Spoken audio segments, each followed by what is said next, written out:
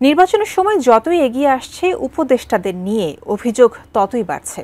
অন্তর্বর্তী সরকারের অনেক উপদেষ্টাই নিজেদের আখের গুছিয়ে বর্তমানে সেফ এক্সিটের কথা ভাবছেন। এমন অভিযোগ করেছেন এনসিপির আহ্বায়ক নাহিদ ইসলাম, যিনি নিজেও একসময় এই সরকারেরই উপদেষ্টা ছিলেন। এখন তিনিই বলছেন অনেক উপদেষ্টা গণ অভ্যুত্থানের সঙ্গে বিট্রে করেছেন। কিন্তু কারা সেই উপদেষ্টা যারা মানুষের বিশ্বাস নিয়ে খেলেছেন? নাহিদকে এবার সেই গাদ্দার উপদেষ্টাদের নাম প্রকাশ করতে বললেন গণ অধিকার পরিষদের রাশেদ খান। আরো জানাচ্ছেন এসআই রাজ। অনেক উপদেষ্টা তাদের নিজেদের আখের গুছিয়েছে অথবা গণ অভ্যুত্থানের সাথে বিট্রে করেছে। যে গাদ্দার উপদেষ্টাদের কথা আপনি বলছেন, অনতিবিলম্বে তাদের নাম জাতির সামনে আপনাকে প্রকাশ করতে হবে। ২৪-এর গণ অভ্যুত্থানের শক্তিতে গঠিত হওয়া অন্তর্বর্তী সরকারের বেশ কয়েকজন উপদেষ্টার বিরুদ্ধে গুরুতর অভিযোগ এনেছেন সাবেক তথ্য উপদেষ্টা ও জাতীয় নাগরিক পার্টির আহ্বায়ক নাহিদ ইসলাম। সম্প্রতি একটি বেসরকারি টেলিভিশনকে দেওয়া সাক্ষাৎকারে তিনি দাবি করেন, উপদেষ্টাদের অনেকেই বিভিন্ন রাজনৈতিক দলের সঙ্গে লিয়াজু করেছেন এবং তারা এখন নিজেদের সেফ এক্সিস্ট নিয়ে ভাবছেন। আরএফএল অডিটর, বাঁকা হয় না, ফাঁকা হয় না, আর ভাঙা এক কথায় অসম্ভব।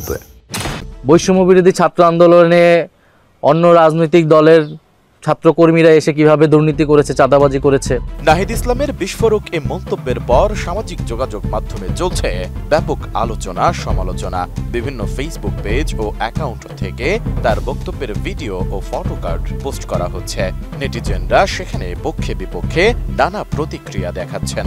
ওই সাক্ষাৎকারে নাহিদ উপদেষ্টা পরিষদের বিরুদ্ধে সরাসরি প্রতারণার অভিযোগ এনে বলেন, রাজনৈতিক দলের নেতাদের এবং যারা উপদেষ্টা হয়েছেন তাদের অনেককে বিশ্বাস করাটা তাদের ভুল ছিল।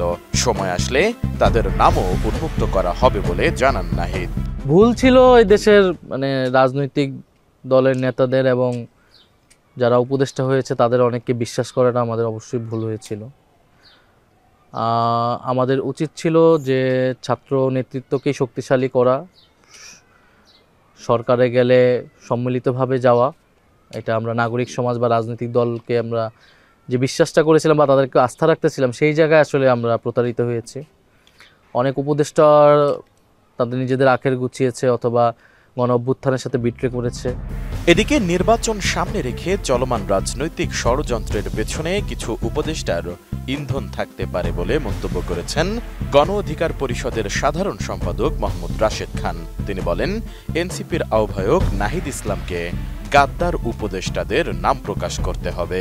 যে গাদ্দার উপদেষ্টাদের কথা আপনি বলছেন, অনতিবিলম্বে তাদের নাম জাতির সামনে আপনাকে প্রকাশ করতে হবে।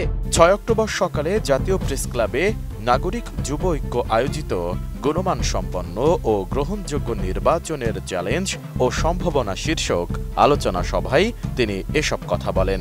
সরকারের উপদেষ্টাদের তীব্র সমালোচনা করে রাশেদ খান বলেন, এনজিও উপদেষ্টারা যেদিন শপথ নিয়েছিলেন সেদিনই অভ্যুত্থান ব্যর্থ হওয়ার পথ খুলে গেছে।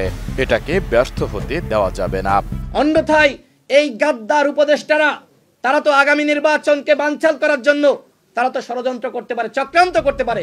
এ সময় কঠোর হুঁশিয়ারি দিয়ে রাশেদ খান বলেন, নির্বাচন বানচালের মধ্য দিয়ে যদি অভ্যুত্থান ব্যর্থ হয় তাহলে তার দায়ভার নাহিদ ইসলামকেও নিতে হবে। এসআই রাজ, এটিএন নিউজ, ঢাকা।